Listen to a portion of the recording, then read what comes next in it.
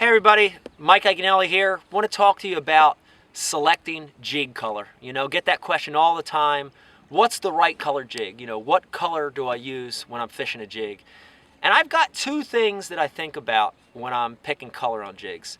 The number one thing I'm thinking about all the time is a theory that I got when I was young and I was a trout fisherman, and it's called match the hatch. And match the hatch, all that term means is I'm picking my jig color based on mimicking the natural forage of the fish. That's real important. So I'm very conscious when I get to a lake, what are these bass feeding on? Are they feeding on crawfish? Are they feeding on brim or bluegill or yellow perch or shad or alewife or herring? Really focused in on what they're eating.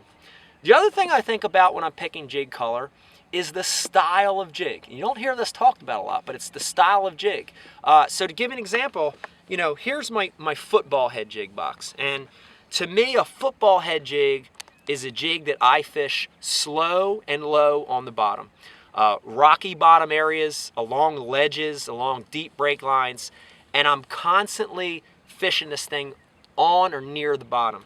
And because of that, almost all the time, if you open this up and look at it, I've got jig colors based on crawfish, you know, and these colors are the browns, the green pumpkins, the tans and oranges, colors that imitate crawfish. Because most of the time when I'm fishing a football head jig, I am indeed trying to imitate a crawfish.